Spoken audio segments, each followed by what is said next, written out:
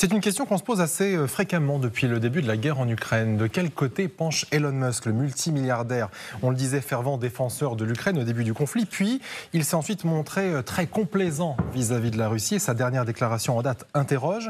Elon Musk qui s'exprimait dans une salle de chat virtuelle sur X, son réseau social. Écoutez. Il n'y a aucune chance que Poutine perde. S'il recule, il sera assassiné. Et ceux qui souhaitent un changement de régime en Russie devraient réfléchir à la personne qui pourrait éliminer Poutine. Cette personne est-elle susceptible d'être un pacifiste? Probablement pas. Ils seront certainement encore plus hardcore que Poutine. Aucune chance que Poutine ne perde la guerre. C'est un souhait ou c'est une prédiction? C'est une très bonne question. Je vais essayer d'y répondre de la manière suivante. En fait, Elon Musk n'en fait qu'à sa tête.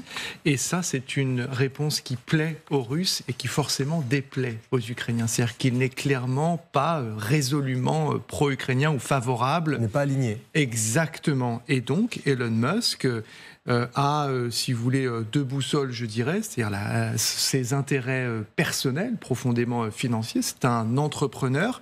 Et puis, au gré de ses conversations et de ses humeurs, des propos qui peuvent surprendre, choquer, puisque, comme vous le dites, au début de l'invasion totale de l'Ukraine ou de la tentative de l'invasion totale de l'Ukraine par la Russie, rappelez-vous le rôle absolument crucial que son réseau satellitaire Starlink a joué, permettant d'assurer les communications entre les différents éléments de l'armée ukrainienne sur le front, qui s'en est beaucoup servi pour avoir un avantage qualitatif considérable par rapport à l'envahisseur russe. Et puis, tout cela, progressivement, s'est effondré au gré d'une communication étrange de la part d'Elon Musk et des propos, des intentions qui lui ont été prêtées. Rappelez-vous la biographie de Walter Isaacson qui est sortie et qui révélait que, eh bien, au moment d'une tentative d'attaque contre la Crimée, Elon Musk aurait fait verrouiller ou en tous les cas géobloquer le système afin d'empêcher cela parce que, dit-il dans cette biographie, ou aurait-il dit selon cette biographie, il craignait un Pearl Harbor ou en tous les cas une attaque nucléaire menée par la Russie en réponse à cette possible attaque menée par les Ukrainiens grâce au système Starlink. Alors je ne sais pas si vous avez collectivement fait attention à ce qui a été dit dans le petit extrait qu'on a diffusé, mais il dit également s'il recule, il sera assassiné, Vladimir Poutine. Il parle de quoi et de qui surtout en disant ça? Alors il parle de Vladimir Poutine avec lequel il a eu des liens, avec lequel il a pu s'entretenir. Il y a deux choses. D'abord, vous parlez de ce space, cet espace virtuel qui est celui du média qui lui appartient, Twitter, dans lequel il s'exprime. Il faut voir avec qui il s'exprime. Il s'exprime avec des membres du CERA et du Parti républicain, dont Vivek Ramaswamy, ancien concurrent de Donald Trump, qui s'est retiré, qui s'est aligné sur Donald Trump, dont on ne peut pas dire qu'il est favorable à la cause de l'Ukraine, vu ce qui se passe au Congrès en ce moment et les propos de Donald Trump. Ça, c'est une première chose. La deuxième chose, c'est quand on dézoome, en fait, la grande problématique, Elon Musk, c'est que c'est un individu qui est devenu tellement riche et puissant qu'il est en capacité de rivaliser avec des États. Si vous voulez, Elon Musk, il a 200 milliards, il est valorisé à 200 milliards. Il n'y a que une soixantaine de pays au monde qui ont des PIB supérieurs à cela. 200 milliards, c'est le PIB de l'Ukraine en 2021, qui depuis s'est effondré. Il est à lui seul plus riche que ce pays qui est en guerre et qui lutte pour sa survie et son existence. Il a des moyens technologiques considérables, dont les Américains et d'autres nations sont devenus dépendantes pour envoyer des satellites dans l'espace. Et puis, j'en reviens, et la boucle est bouclée, à ce réseau dont il a fait l'acquisition, Twitter, qui est aussi un outil d'influence absolument considérable, qui lui permet de faire passer ses messages et de peser, regardez la preuve, on en discute ce matin, très très lourdement dans le champ informationnel avec ses avis, ses humeurs et ses envies. Et concomitamment, d'ailleurs, on a appris que la Russie aurait acheté des terminaux Starlink à des pays arabes.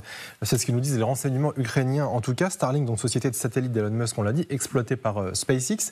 On est en direct avec le général Jean-Daniel Testé. Bonjour à vous, vous êtes général de brigade aérienne, ancien commandant interarmé de l'espace, président d'Agena Space. Starlink, concrètement, ça sert à quoi dans cette guerre? En quoi c'est un avantage? Alors, bonjour à tous. C'était un avantage, je pense, pour les Ukrainiens, un avantage notable parce qu'ils n'avaient pas de système équivalent du tout. Et ils avaient des problèmes de communication sur le champ de bataille pour transmettre les informations entre le commandement et les combattants. Donc c'est un avantage très, très clair. Ça fournit un avantage très clair. Ça a permis aux Ukrainiens de continuer à communiquer et on l'a bien vu, à continuer à communiquer vers le monde entier en se connectant sur Internet, par exemple, etc. Donc c'est un avantage très fort pour les Ukrainiens. Pour les Russes, je suis plus réservé. Pour moi, pour les Russes, ce ne sera pas un game changer dans le sens où les Russes disposent de plusieurs réseaux de satellites de télécommunications. Certes, pas équivalent à Starlink, c'est des réseaux de télécommunications qui sont basés sur des satellites en géostationnaire, mais qui fournissent quand même un appui spatial de communication aux troupes qui sont déployées. Donc pour les Russes, je ne pense pas que ce soit un avantage fondamental.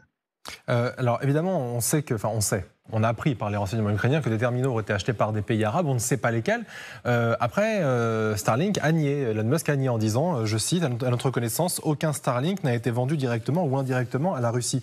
On imagine que Elon Musk ne pourrait pas ignorer qu'effectivement des satellites soient utilisés par la Russie, quand bien même ça transiterait par des pays arabes. Alors c'est plus compliqué que ça en fait. Mon opinion, je l'ai déjà donnée, je reste pour l'instant sur cette opinion, c'est qu'en fait les Russes ont récupéré sur le théâtre d'opération des kits et ont voulu essayer un petit peu de s'en servir pour voir comme un nouveau jouet quoi, en fait, comme c'est Starlink est médiatisé, on en parle. Je pense qu'ils en ont récupéré dans le champ de bataille. Comme les forces sont très proches les unes des autres et certains avancent à un moment, d'autres reculent, ainsi de suite. Donc je pense qu'ils ont dû les récupérer sur le champ de bataille. C'est pour moi la solution la plus plausible, plutôt que de les importer, même si l'importation est tout à fait faisable.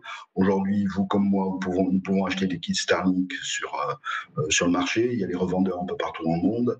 Il y a des revendeurs dans les pays arabes en particulier, c'est vrai. Et même si le service en question, Starlink, n'est pas opérationnel au-dessus des Émirats arabes unis et de Dubaï, comme ça a été annoncé, on peut quand même acheter des terminaux pour les applications maritimes sur place là-bas. Donc on peut toujours acheter des terminaux et les déplacer et les utiliser en Russie. Ensuite, les antennes, telles qu'on les a vues, les informations transmises par les services ukrainiens sont localisées sur le territoire de l'Ukraine, c'est-à-dire le territoire occupé par les Russes. Donc tout simplement parce qu'en fait le service n'est pas disponible au-delà de ce territoire. Le service est disponible jusqu'à la frontière ukrainienne parce que Elon Musk l'a rendu disponible jusque-là, mais il est coupé sur le territoire russe. Donc c'est une utilisation une fois de plus locale. Mais pour moi, la solution la plus vraisemblable, c'est que ce soit des terminaux qui aient été récupérés sur les forces ukrainiennes.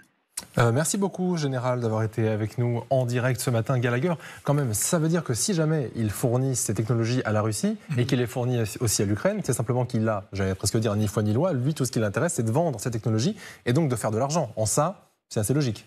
Je pense que ça n'est pas nécessairement financier. Je pense que le bénéfice qu'il tire de l'exploitation du système Starlink, si vous voulez, ne justifierait pas le risque politique. Donc le but, c'est quoi ? Rester neutre ? Non, je pense que oui, effectivement, c'est plus ça. Parce que si vous voulez, comme le disait le général à l'instant, il y a du matériel qui a été récupéré sur le champ de bataille. C'est strictement impossible de vérifier qu'une partie de ce matériel aurait transité via, et vous avez dit des pays arabes, c'est surtout Dubaï qui est pointé du doigt. Et je pense que ce n'est pas un hasard si les Ukrainiens insistent sur cet endroit du monde, puisque les Émirats font partie des pays qui n'appliquent pas les sanctions contre Moscou et où il y a une très forte population russe. Ensuite, et c'est important de le préciser, SpaceX peut géolocaliser évidemment ses terminaux au quasi mètre carré près et peut surtout, puisque je l'ai dit tout à l'heure, les bloquer, puisque ça a été fait par rapport à la Crimée. En tous les cas, il n'y avait pas de service au-dessus de la Crimée. Donc tout ça n'est manifestement pas fait jusqu'ici. Les Ukrainiens disent deux choses, que sur la ligne de front, si vous voulez, les belligérants sont tellement rapprochés qu'il leur arrive de voir des terminaux Starlink du côté des Russes. Ils en ont repéré aussi via de l'imagerie satellitaire et via leur drone.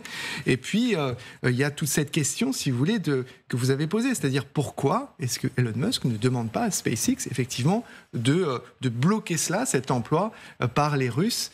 Mystère pour l'instant, la seule ligne de défense, et vous l'avez rappelé, qui est présentée par Elon Musk et qui me paraît assez faible, c'est de dire nous n'en avons pas fourni ni directement ou indirectement à notre connaissance. Ce qui est assez pratique de se ranger derrière cet argument, en effet. Alors, on l'a dit, c'est pas nécessairement pour l'argent qu'il fait ça, Elon Musk, parce qu'il y a aussi quelque part chez lui une volonté, j'allais dire, d'être un petit peu idéologue. En fait, il fait presque ça, ces technologies qu'il développe de manière idéologique. Ça va même un peu au-delà, pour compléter ce que disait Gallagher, il a un peu un sorte de rêve messianique, en fait. Maintenant, il veut sauver le monde, en tout cas, toutes ses biographies le disent en ce moment. Et quand il ne veut pas se prononcer, finalement, quand il nie en bloc, en disant, effectivement, on ne veut pas s'impliquer, c'est aussi qu'il veut conserver son indépendance, parce que c'est quelqu'un, avant tout, qui ne veut pas être aligné, qui veut rester indépendant. C'est un chef d'entreprise, effectivement, qui a ce côté messianique. Donc, on connaît son caractère complètement imprévisible aussi. Et c'est vrai qu'aujourd'hui, avec sa fortune, eh bien, il peut, lui, faire jeu égal avec de grands dirigeants, avec Vladimir Poutine. Et donc, c'est une force vraiment très importante. Et effectivement, en plus, les gouvernements, maintenant, le gouvernement américain a besoin de lui, notamment donc, en ce qui concerne tout ce que fait SpaceX. Ils ne peuvent pas se passer maintenant de toutes les inventions. Inventions d'ailleurs qui n'hésitent pas parfois quand une fusée, comme il a eu le cas récemment, sa fusée s'écrase, au contraire ça le motive, il se dit on va inventer autre chose. C'est vraiment quelqu'un de très atypique dans son fonctionnement et c'est ça qui le fait avancer aussi.